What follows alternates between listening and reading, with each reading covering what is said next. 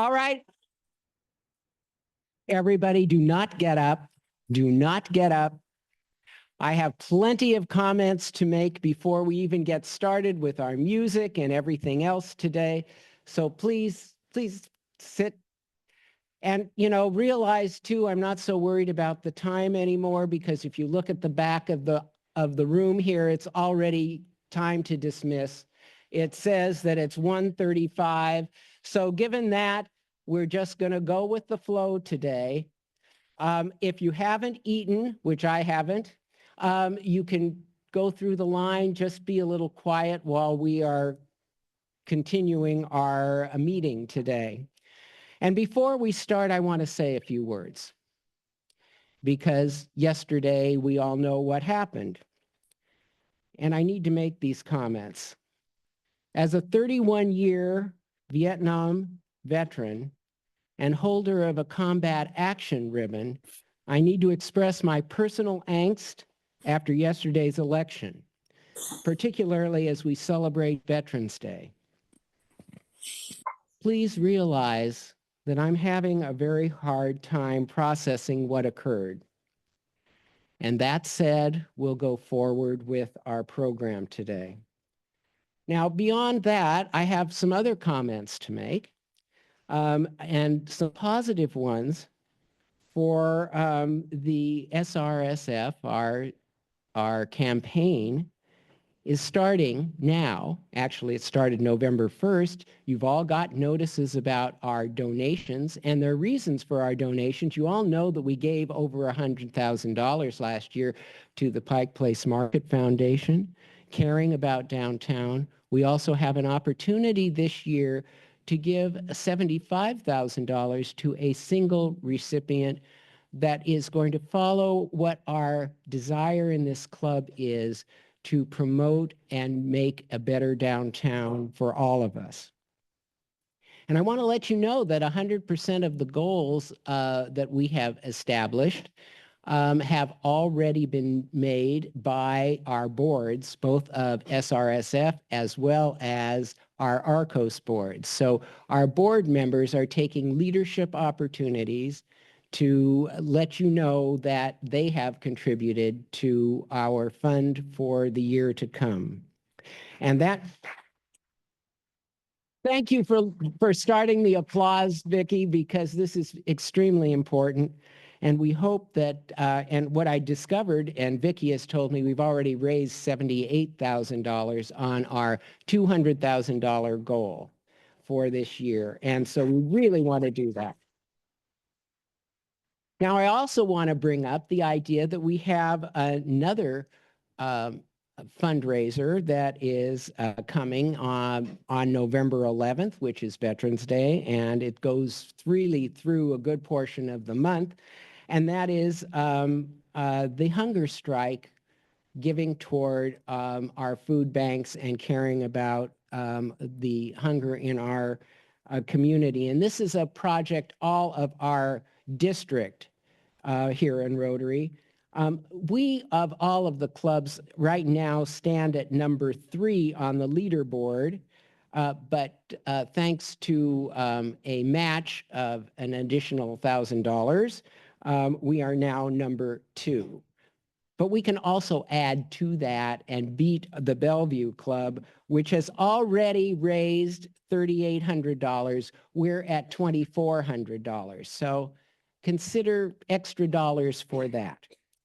So I think that's about all I wanted to bring up to start with, and we have plenty of other stuff that's coming up today.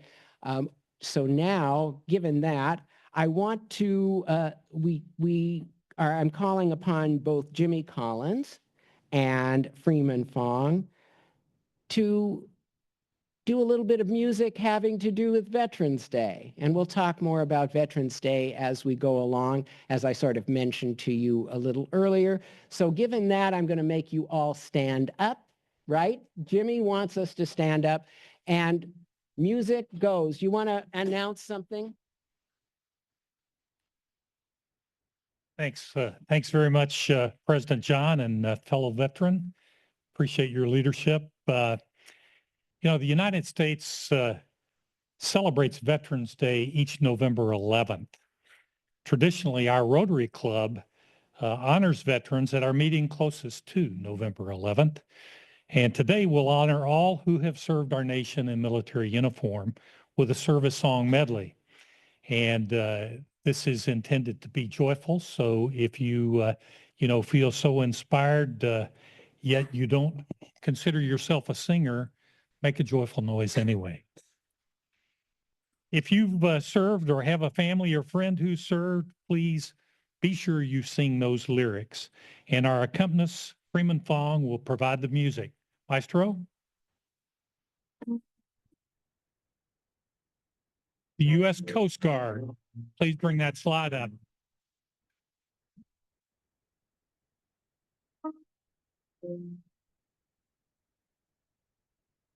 We're always ready for the call. We place our trust in thee. Through surf and storm and howling gale, high shall our purpose be. Semper Paratus is our guide, our fame, our glory too. To fight, to save or fight and die, Coast Guard, we are for you. The United States Air Force will be next.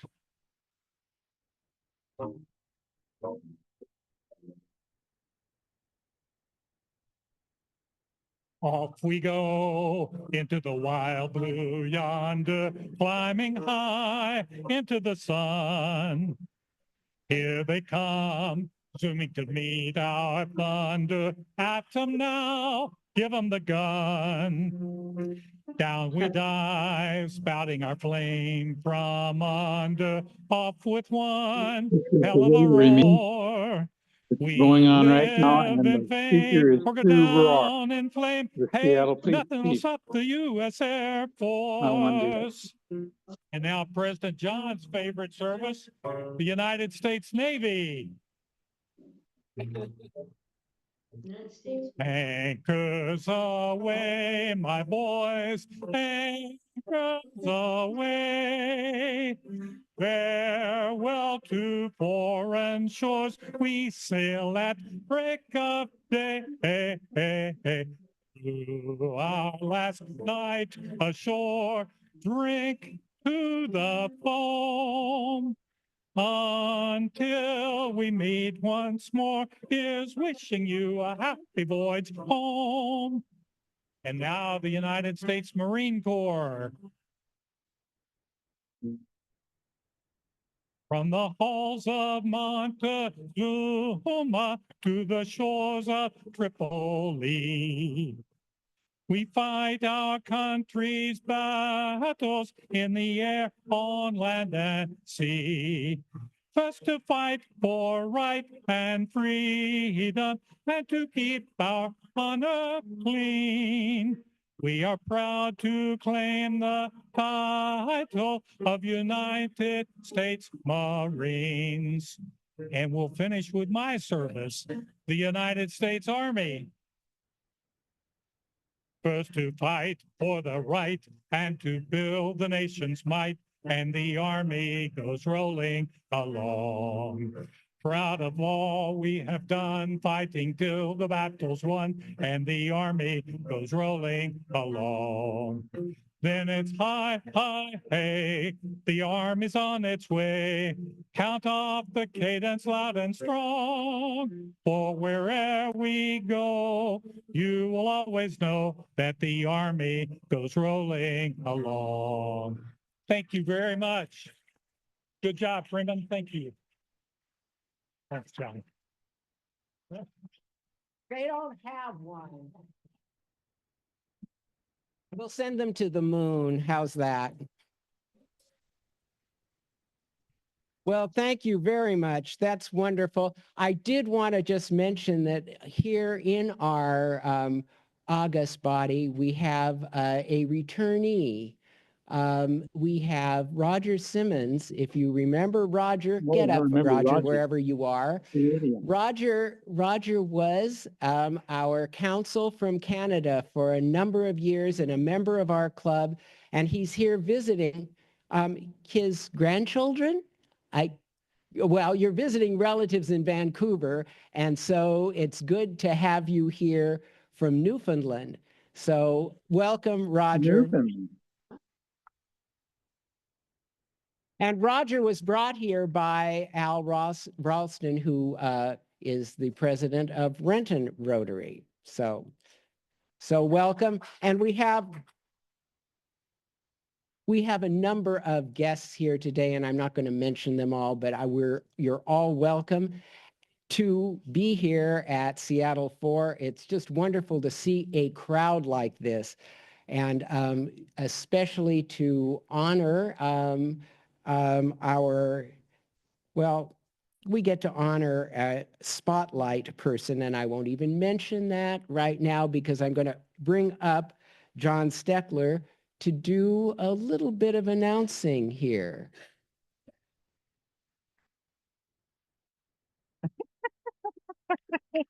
Thank you for that invigorating response and applause. Yeah, it's good. Fellow Rotarians and honored guests, since I ever began my career many decades ago, I've always been fascinated with entrepreneurs, those people that were able to see something, a business or a product that had never been there before. And even more rare, though, than those entrepreneurs were those individuals that could not only envision something that had never been there before, but they were also able to envision how to make it happen. And that's a very rare talent. And that rare talent, is something that our Rotary Spotlight Member of the Month for November possesses. His name is Bob Davidson. His classification is Cultural Institution. So let me tell you the story of Bob. There he is. Little Bob was born in Colfax, Washington. I asked him, wow, how long did you live in Colfax? And he said, about 3-4 days. See, story is that Bob's parents were traveling from North Dakota, and they're on their way to Seattle for a job opportunity for Bob's dad. And they stopped on their way to Colfax to visit some old friends. And well, it was there that Bob saw an opportunity and decided it was time to be born. Now, you can imagine what a shock this was, not only to Bob's parents, but also to the couple that had put them up. They asked him to stop by. They never expected him to have a baby there. Well, so after a few days, Bob's parents proceeded on their way to Seattle, and eventually they bought a home in Ballard. Bob's father, Bill, was an electrician with Puget Power, a position he held for 39 years before he retired. And Bob's mother, Joyce, was a registered nurse. Gosh, she loved her work. She was a nurse, Bob said, up until the day she died at 62. Now, Bob's father would later remarry this wonderful woman named Bev. And she had one child, and then she and Bob's dad had 2 more children, a son and a daughter. The daughter is here today, Sandra Davidson. Thank you for being here to support your brother. And they had this wonderful, big, growing family. Now, Bob had this idyllic life growing up. Ultimately, the family settled in Tukwila, and Bob went to Foster High School. In high school, Bob loved many, many sports, including, he was in wrestling and track and field, and he's also very active in debate. Ultimately, hey, here he was, student body president. Now, besides Bob's time spent leaning on school lockers looking cool, Bob was a dedicated student who had extremely high grades. His passion in high school was anything to do with history. So he wanted to go to a college that had a lot of history. So he chose Harvard. He applied for a scholarship and he got it. So Bob is on his way. Now, going to Harvard, boy, that's a massive change for this young boy. He'd never traveled much outside of the city. In fact, the first plane ride he ever took was the one he took on his way to Boston for college. And at Harvard, Bob was like a kid in a candy store. Now, his roommates, they were like those East Coast private educated boarding school kids, completely different life history than that of Bob. And they were a little more experienced in life than him. In fact, Bob, as an example, he only had 3 ties to his name. He didn't know how to tie any of them. And so he knew he's got to wear a suit and tie when he went to dinner every night. So he asked his older brother if he'd teach him how to tie, and he pre-tied all 3 of those ties. So Bob arrives and he at Harvard, he unpacks his bag and hung up his pre-tied ties in the closet and decided to go out and explore the campus before his first dinner. And when he returned, Bob found that his new roommates decided to prank him by untying each one of his ties. And Bob went into this panic, realizing he had no way to go to dinner for years without a tie. And that was when his roommates told him he'd been pranked. And they taught him how to tie, and they went on to become great friends and supporters throughout his college career. Harvard was its own world, and Bob had many opportunities. The man who seizes opportunities. One of those was become a big brother. Bob wanted to be a big brother to a child in a low-income environment where he could make a difference in that young man's life. And he found one where a mother with her 4 kids had no father present, and the mother desperately needed a role model for her oldest son, Keith, who at the time was 10 years old. Bob and Keith developed a great friendship, enjoyed many simple activities, and Bob made such a great impact on Keith that ultimately he became a big brother to all 4 kids. One of those boys died young, but the others went on to college, and Bob kept a close friendship with all of them, as you can see here in this picture, when they were adults, and Bob took a picture with his family and the Foster family. Really a cool story. Bob was drawn to the political world. In 1969, he became a White House intern here. Can you see him in the back? Little Bob, yeah, he didn't have gray hair. He had more hair, and it wasn't gray. He became a White House intern for the Nixon administration. The internship focused on how the federal government was set up to fight organized crime. President Nixon had stated he wanted more focus on the mafia. Well, the internship proved very informative, and Bob went on to write his own thesis on how the federal government could fight organized crime. In 1970, he took some time off. He returned to Seattle to work for the Chris Bailey campaign for King County prosecuting attorney. At this time, there was a lot of payola and crime in Seattle. In fact, to many people, Seattle was still considered pretty much a frontier town. The campaign was successful, and the relationship between Bob and Chris Bailey was to grow and last for years. I'll tell you about the little lady standing between them in a minute. In 1971, Bob graduated from Harvard with a degree in government science. He said that was because Harvard didn't believe that politics was a science. He couldn't get the political science degree he really wanted. But Bob again returned to Seattle and ran the campaign for Bruce Chapman, who was running for city council. And it was during this time he met a guy by the name of Joel Pritchard, who would become a good friend for many years. Joel asked Bob to manage his congressional campaign for U.S. representative. Bob signed on. Joel was so impressed with Bob, he brought him back to Washington, D.C. to be his chief of staff from 1972 to 1979. This was a time in Bob Davidson's life when he kept very busy running one campaign after another. It was also a time in his life when his friends decided he needed a girl. So they decided to set him up on a blind date with a young lady by the name of Molly. And 1 year after meeting Molly, they were married on April 16th, 1977, and they had been man and wife for 47 years. Hoorah. I love that. Bob and Molly have 3 sons, Ford, Harper, and their youngest, Marshall. Harper's here today. I wish his dad good wishes on this recognition. It's good to have you here, buddy. Ultimately, Bob and Molly settled and raised their kids in the Capitol Hill area and then moved across the lake to Bellevue when the boys became even bigger.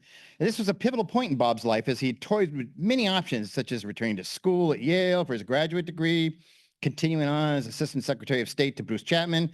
He even toyed with the idea of running for office himself, but knowing the demands that he really wanted to focus on his family. And with that focus, Bob decided to move out of the political world and into the business world. He spent the next 6 years working for, of all things, a printing company focused on financial printing needs. It was also at this time that Bob decided to join the Rotary Club of Seattle. He joined Rotary in 1981. He's been an active member for over 40 years. Yeah, a couple of things. It's interesting to talk to somebody who's been around that long. Bob has seen a lot of changes in our club, with our membership rising as high as 800 members at one time. And Rotary is by far the largest club in the world. I asked Bob why he feels that our club and other clubs have shrunk over the years instead of just blaming it on the pandemic, as most of us do. Bob said, people don't value the social connections like they used to. And in addition, companies don't support the social connections as they have in the past. Something to think about as we move forward to rebuild our club and rebuild our membership. During this time, Bob served on the board. He also chaired and worked on the Environmental and Classification Committee. But after 6 years in the lovely printing business, Bob had a friendly party in the ways with his former employer, and he decided he was just going to look for something new. And it was at this time that he was approached to get on the board of the Woodland Park Zoo. Ultimately, this led to Bob being hired as the executive director of the Woodland Park Zoo Society. Now, up until this time, the zoo had been run by the Seattle Parks Department. Bob saw an opportunity that we could be the leader in the humane and proper care of animals. Bob envisioned taking down the walls that had now separated us and promote instead the connection and respect of animals by humans. This would, oh boy, this would require many changes at the zoo, not the least of which was a generation of new revenue to fund it. Bob helped to educate the board on how the city could move from a city ownership to a public ownership with nonprofit management. The first step, Bob led the charge for a bond of $34 million, a lot of money back then. It was passed by 75% of the voters. He also led the charge to generate an additional $10 million in private funding. And from 1987 to 1994, Bob helped create the new Woodland Park Zoo that we all seen today. And it was a remarkable achievement, a prime example of someone who had a vision for what could be and a vision for how to make it happen. In 1994, I love this shot. In 1994, Bob's time was done. He decided to leave the zoo and he went into investment banking. And this led to him getting his MBA. And after 7 years, he left investment banking after the 9/11 catastrophe. Didn't know what to do, but he got a call from somebody at the aquarium asking if he'd like to leave the charge to reinvent the aging and rather smallish Seattle aquarium. When he first got to the aquarium, Bob discovered some very interesting challenges. The $200 million plan for a brand new aquarium ran into the burst bubble of the dot-com economy, and a long-term view was needed, starting with the rebuilding of the existing How you aquarium. doing? Bob felt that Seattle deserved up? a great zoo and the city deserved a great No, it's good. aquarium. His first step was the current aquarium was literally falling into Elliott Bay. They needed to save the space and the structure. Mayor Nichols stepped in with $22 million from the city with grants, and Bob and his board raised an additional $22 million from donations. And those funds secured the solid foundation for what would lead to this great new aquarium. His second step was in July of 2010, when his nonprofit aquarium society took over the management of the aquarium from the Parks Department, once again, from public to private. He and his board recruited philanthropist and civic leader Martha Kongsgaard to chair a campaign that went on to raise over $100 million in private funds, an additional $60 million in public funds. Early on, Bob had a vision to create an understanding of the human relationship to the health and future of our oceans. In the midst of all that, there were big needs to rebuild the seawall next to the aquarium, replace the aging viaduct and an underground tunnel, and design and build this massive new waterfront park. This allowed the aquarium to expand even further and create what we know today as the Ocean Pavilion, connecting the waterfront to the Pike Place Market in this city. These were complex and massive public work projects, including thousands of citizens and years of collaborative community leadership and effort. Bob was in the center of all this. And now the waterfront will be completed this spring. I think it's the final park will be done. And once again, Bob has helped create a public place where Seattleites can be proud of and can engage with for generations to come. Now, throughout this time, Molly has been, wow, the ever-supportive wife and mother to Bob and their 3 boys. And she was there to give Bob the gentle nudge it needed as he tried to change the world around him. And besides being a great life partner, Molly also challenged herself to be more than she was, and she started becoming actively involved in the Seattle theater scene. This ultimately led to her to perform in a number of the theaters, including the Fifth Avenue, seen right here.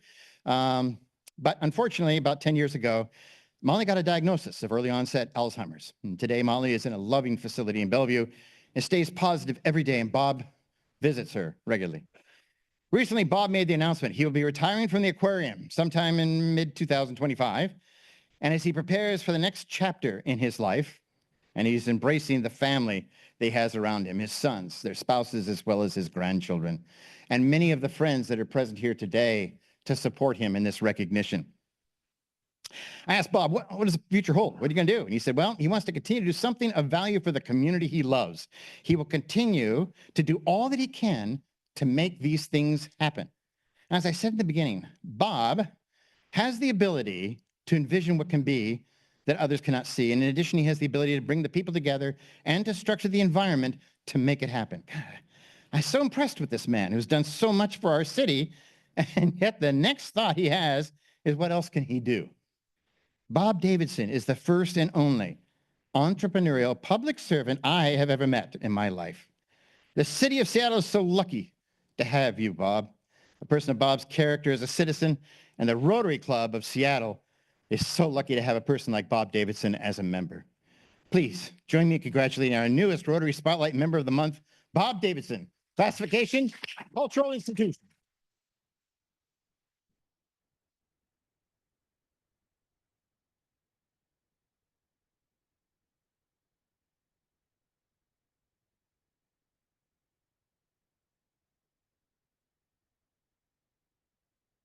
That is so well deserved. So much, John, for this. And Bob, you have brought us an incredible new aquarium. It is just, if you haven't been to it, you need to go, and you need to see the walkway from the Pike Place Market. I like to go running around that, and I've been watching it for the last couple of years. It is absolutely magnificent, and it's going to revitalize our downtown. And so thank you, Bob, for all that you've done in making that happen. We're so thrilled. Well, now I'm going to move on to our main program today, and we are very fortunate in having our Seattle Interim Police Chief, Sue Rahr, to present to us her vision and take some of your questions too, because I'm sure you all have some. But let me tell you a little bit about Sue.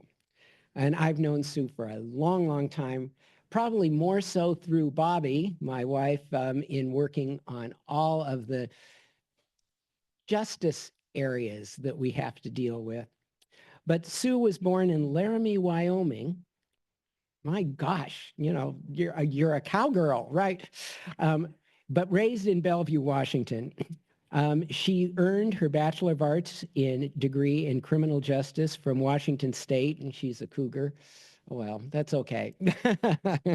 And that's a cougar, not, please do not.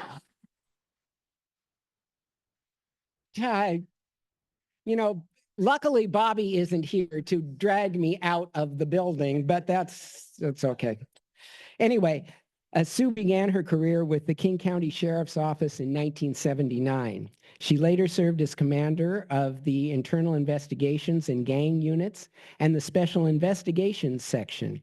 She was selected to be the police chief for Shoreline in 1998 and was the chief of the Sheriff's Office Field Operations Division for 4.5 years before being appointed sheriff, the first woman to hold that position.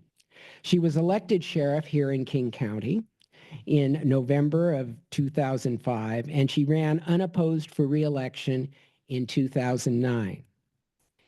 In March 2012, Sue resigned to serve as the executive director of the Washington State Criminal Justice Training Commission. Really so important. Much more important than being police chief, frankly, because it trains all of our officers in the state and gives them all of the background that they so necessarily need. She serves on the advisory board of Central Washington University's Law and Justice Department. On May 30th of this year, Chief Rahr was appointed as the interim police chief of the Seattle Police Department by Mayor Bruce Harrell. And without further ado, I will call upon my friend, Chief Rahr, to speak.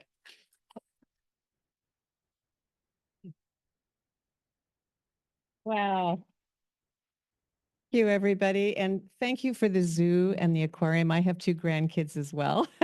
And I can't wait to tell them, I know the guy that made this place so wonderful. So what a gift. What a gift to our community. It's just so wonderful. Today is kind of a busy day for me. So I decided I wrote up some notes that I want to start with. I want to speak from prepared notes for about 5 minutes because my brain's going about 500 miles an hour.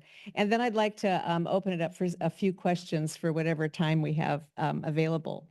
So to just track my life since May 30th, when I was recruited, I did have a lot of trepidation about stepping into what was kind of a hornet's nest in the middle of a crime wave. But I like a challenge, and the money was good. When Tim Burgess called me, he said, "Now, Sue, don't say no." And I said, no. I don't know what you're asking, but it doesn't sound good. But I decided, after he offered some money and then put me on a guilt trip, he said, "You've been going around the country making presentations and writing articles about the biggest problem in policing today is not the front line, it's the leadership." And I have been challenging my peers in the law enforcement leadership world to step up, because we need to improve our leadership in policing. That's really where the problems are from. So like I said, the money was good. Tim made me feel guilty, so I decided I'm going to jump in and give it a try.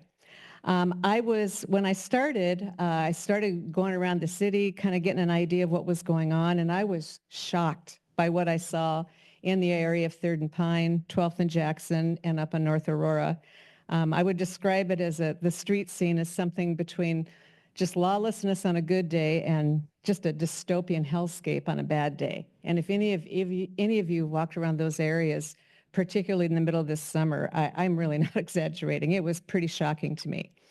And I attribute this to the lingering social impacts of the pandemic converging with the 2020 political climate that discouraged accountability, and we stopped paying attention to low-level crimes and drug use. Both of those problems were accelerated by a widespread availability of fentanyl and guns, lots and lots of guns. In my first 2 months at SPD, I talked with more than 400 frontline officers. I hit every roll call on every shift. And I'll be honest, morale was pretty low. And the officers expressed their frustration and their feeling of powerlessness. They felt that they had not been supported by the city or the community. This was supported by the fact, or this observation was supported by the fact that we were down over 300 officers, and we were continuing to lose more officers than we could hire each month. We just kept getting further and further into the hole. And, after a couple months of those roll calls, I was beginning to question my decision and kind of regretting saying yes to Tim Burgess. However, I was also inspired by the openness of the officers. Instead of them going, I'm angry, the way they felt was, just tell me what you want. We're public servants. We want to do something. Just tell us what you want. So then after that, I went to my first public safety committee meeting in front of the city council. And of course, I was expecting the worst because I had seen the news, 2020 through 2024. But to my great surprise, the public comment section of the meeting was dominated by a parade of business owners and residents demanding that something be done on behalf of public safety and police response. I was even more surprised when council members chimed in and said, we want to support the police, we want to improve public safety. And I thought, well, you know what? Maybe there is something we can work on here. And it was at that moment that I realized the political winds in Seattle have really shifted since 2020. And what I was actually facing was not just a daunting challenge, but actually a huge opportunity. Then I was starting to feel a lot better about my decision. What I know about SPD is we have really good people, and they've been waiting for the opportunity to focus on their core mission of community safety. While they work as part of city government and part of a community team, their primary role needs to be law enforcement and being that backstop to a holistic city strategy. The city needs to provide the opportunity and services to people who need them, but at the end of the day, when people refuse to engage in the services and continue with disruptive and dangerous behavior, we can't just ignore it. And I don't think it's compassionate, frankly, to leave people on the street suffering from addiction and mental illness, because they're just going to be victimized even more by other predators who have, quite frankly, set up shop around 3rd and Pike and 12th and Jackson. It is a business market of predators and prey. So we put together with SPD and other city departments, we put together a team in September where each department within city government focused on their core mission, and we partnered with the business community. I'll give you just a little bit of an example of a much bigger picture. One of the things that we did is the police came in early each day and used their authority to remove people from the sidewalks so people from the DSA and SDOT could come through and literally pressure wash the sidewalks off and collect the trash and make the sidewalks passable. Social service agencies were available to provide assistance. Lights were strung to make it look more inviting in that stretch of 3rd Avenue. There were many other strategies, but just want to paint you a little bit of a picture. When you walk down 3rd Avenue now in the middle of the day, it doesn't smell awful. And it did smell awful before. I'm pretty sensitive to that stuff.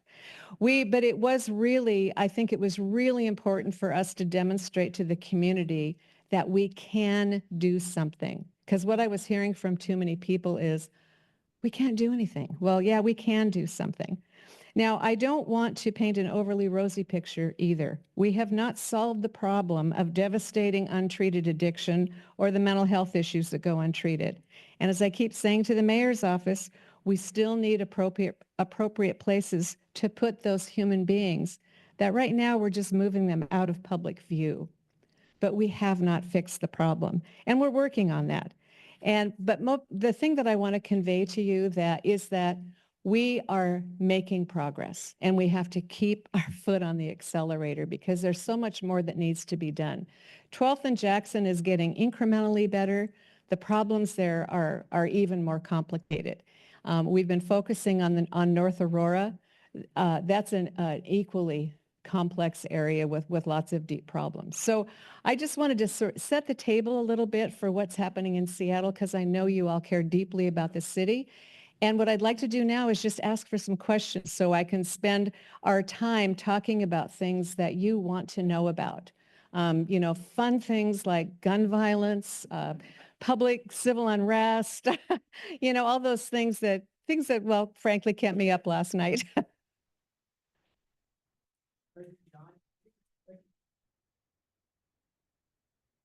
Ooh. These are loud voices because wireless mics are not. That's okay.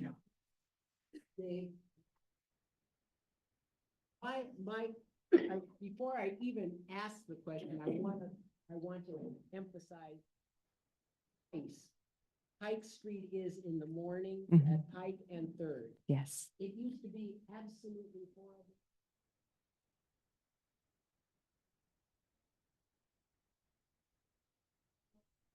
On the sidewalk. So thank you very much. You for the bet. Direction.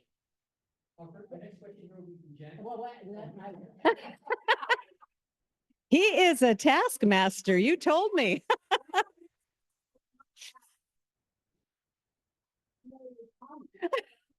No, the question is, maybe you can explain a little bit,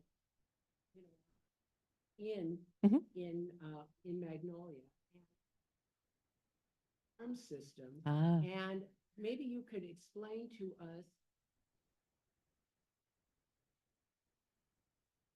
and what you respond to if the alarm goes off in a residence. Perfect question. I figured that would come up today. Where we are today in the Seattle Police Department, as I said, we are down several hundred officers. And so we don't have the numbers to respond to calls as quickly as we need to. So we have to go through a triage process to make sure that we're getting to the life safety calls first. As a result of that, what we discovered is our response times to most alarms was over 2 hours, which might as well not be a response. And as we dug down into the data, what we discovered when we looked back 12 months, we had over 16,000 alarm calls, and less than 1% of them there was anything the police could do, that there was no evidence of a crime. Most alarm calls are false calls. And so what we were doing is pretending to the public that we're responding to your alarm calls in some way that has credibility. And that's just not the truth. We were not getting to alarm calls quickly enough to do anything meaningful. And officers were wasting a lot of time doing something that had no benefit to public safety. So we moved those calls out. Now, if you have an alarm and there's any way to verify that somebody is actually trying to get into your house, that it's not some kid's balloon that, floated up during the middle of the day or something else, we will absolutely go. If there's anything to validate that this is a real alarm, we will go. But our time, like I said, we have to triage our response so that we can get to calls that involve life safety faster. So it really comes down to a math problem.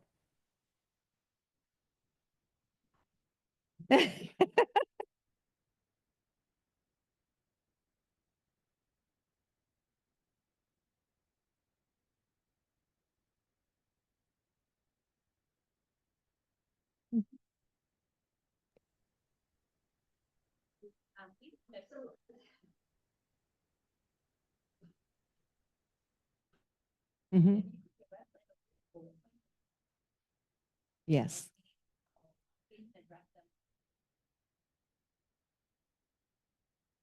You are absolutely right. And what it really comes down to is I've had the opportunity. I've been in this business 45 years now, and I've been in a couple different agencies. I've done assessments for a lot of police departments.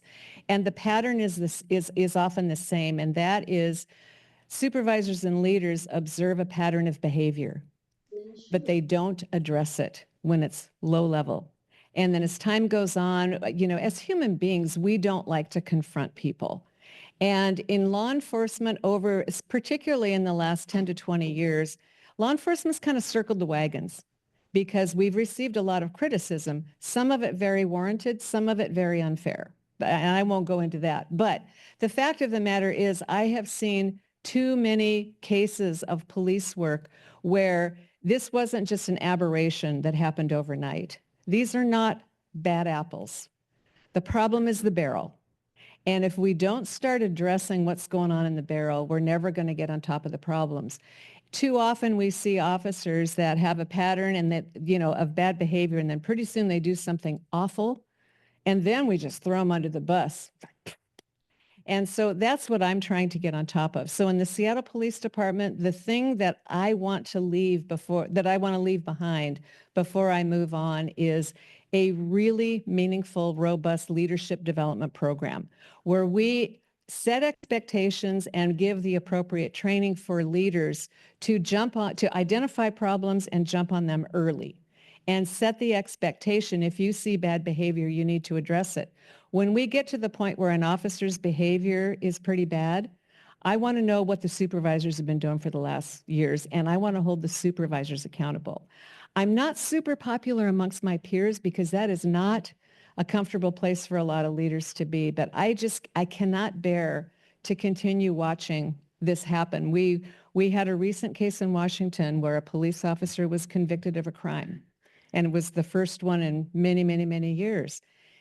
And I have insight into the background of that officer. And that behavior was not an aberration, and it was not unpredictable. Yes.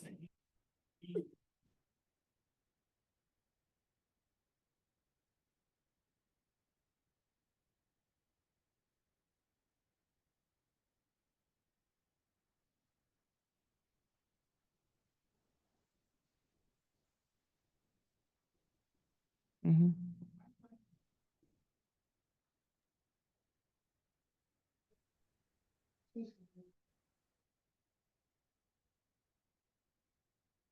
Not enough. But we do have a wellness bureau. We just hired a person 4 months ago. She has a PhD in officer wellness. She has a history with the military, helping veterans deal with the trauma that they've processed. So we're instituting a program, but I'll be honest with you, we have a long ways to go. Because one thing that is still very present in the Seattle Police Department is that the reactions the officers had from the 2020 riots, because there was some really awful things happening in those riots. And I don't know if there's a appropriate way to say this. It was a leadership failure. It wasn't the frontline officers. There was a collapse of leadership, and the officers were left on the front line to take the brunt. And I still see the residual impacts of that. And we have a program in place now where we get about 12 to 20 officers together to meet and talk about, you've been carrying this stuff in the back of your head. So that's a little bit unique in Seattle right now. But the ongoing impacts of watching horrible things happen, we do have programs for that, but it isn't enough. There's just no way to address that. And I have to confess, I have 2 adult sons, and my greatest wish when they were growing up is that they would not want to become cops. It's like, I don't wish trauma on other people, but I especially wanted to protect my own kids from that. Yes.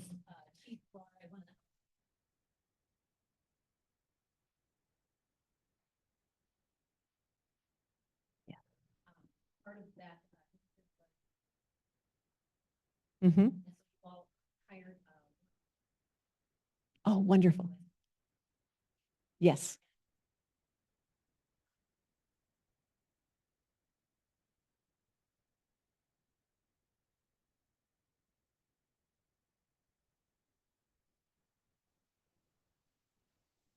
Yes. So when we did this, so there's always an impetus for something, and there was a big convention coming to town. So, you all know when you're trying to get a project done, you especially know this, you have to have a target.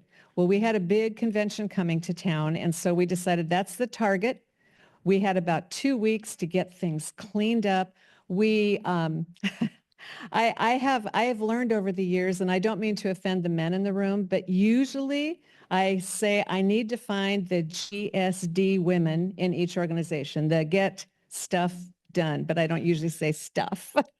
But I went to each organization. I said, I want the GSD women right away. Let's get around the table. Let's talk about what does it take. And so, a shout out to Liz Sheldon from DOT and from Jen, and I'm going to mispronounce her last name, from the DSA. Those were two very key people, and then other people in the city. And I said, okay, let's just, here is the audacious target. We've got very little time. What can we do with what we've got? And it was really a big experiment, but it proved that we could do something. So once we got that first pilot under our belt, then the mayor's office, the city, the infrastructure in the city, everybody got excited. And now the mayor has actually created a downtown activation team. I don't mean to spoil he's going to be talking a lot about it at the end of this week. But we had the proof of concept. So we didn't really have the knowledge, skills, and abilities up front. And I'm a person that people who are project managers hate people like me because I kind of make it up as I go along. But making this stuff up is based on a lot of years of experience. It's not just pulling stuff out of the air. But we are developing those knowledge, skills, and abilities as we go along. The components that we know we need police officers because there are a lot of people that just will not do what you ask them to do, no matter how nicely you ask.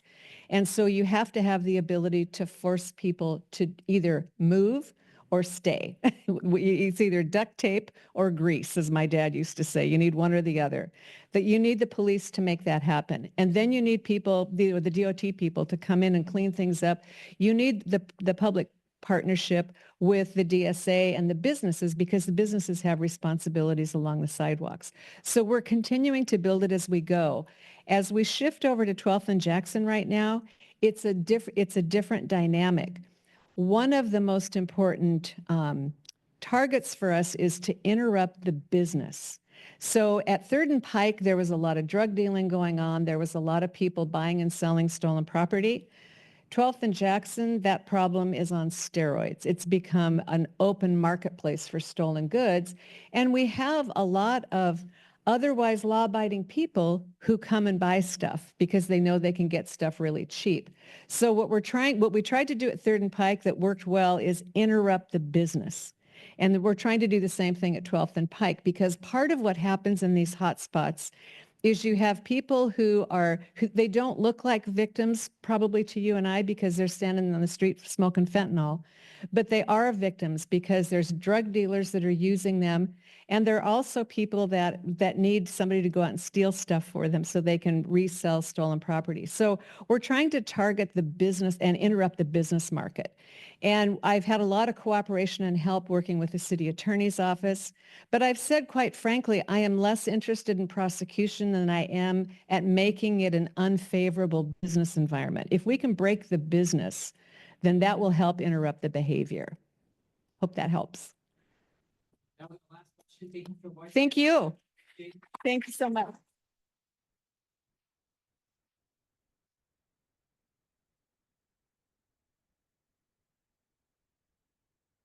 I want to invite our interim chief to join our Rotary Club. And in doing that, I gave her, on behalf of our Seattle Service Foundation, we are donating a number of meals.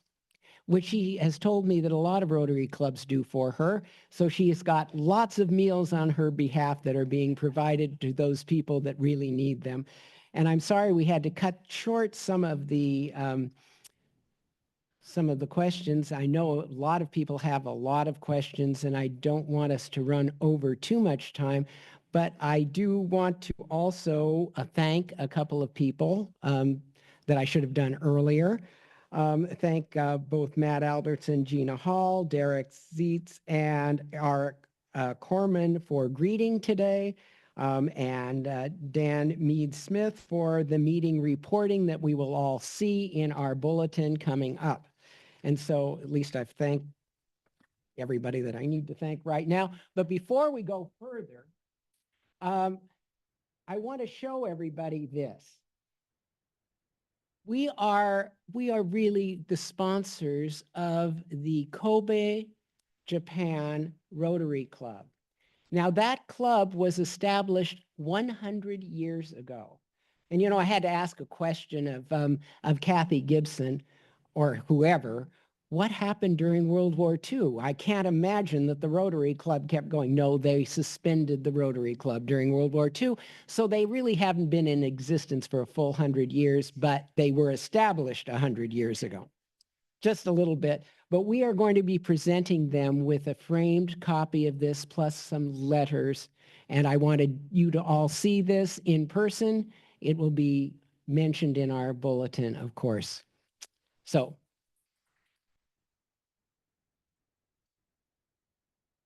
congratulations to ourselves for that. And for what it's worth. You know, we are, as I mentioned, celebrating Veterans Day on November 11th, and that is quite an interesting day. And I know that Roger Simmons can tell us even more about November 11th and why it means so much to all of us in the Western world, all the allies from World War I that are celebrating on November 11th. But we celebrate it as Veterans Day here, and which is a little bit different than is celebrated in other of our allied countries. But in order to do all of that, what I really want to do is to ask Eric to come forward if he would. Are you around, Eric? Where are you? We're going to close and we're not doing it right yet because I have a few more comments, but I wanted to let you know that Eric is going to play, who is, what club are you the president of, Eric?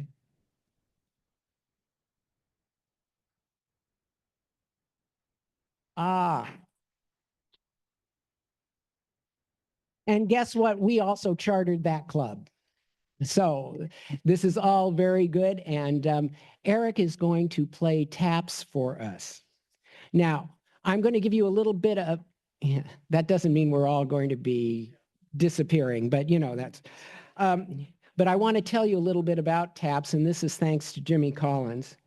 To those who have served in uniform, TAPS is used to mark the end of the duty day or in honor of veteran service at funeral services. That's the thing I really don't want to emphasize right now.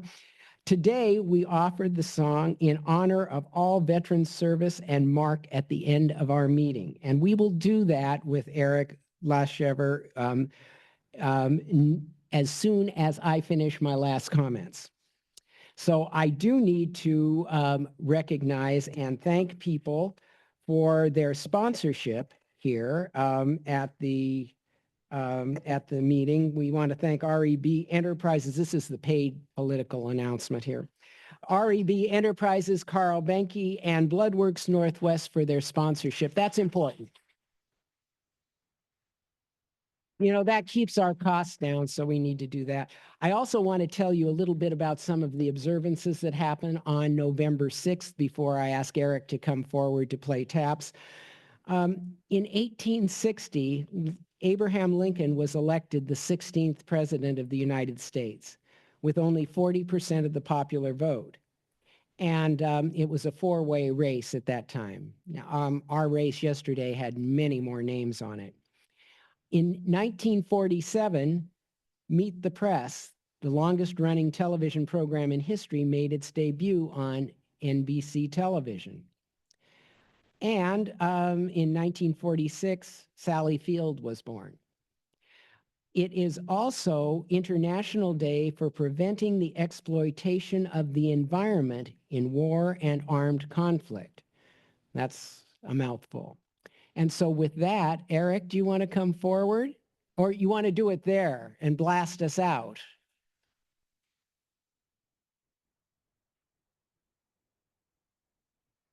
We should all stand, guys.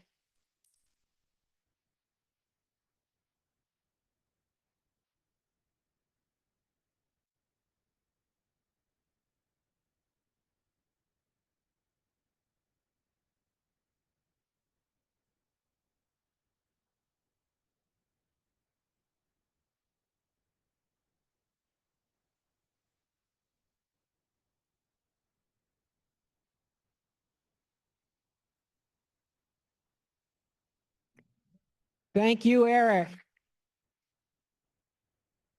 With that, we are adjourned.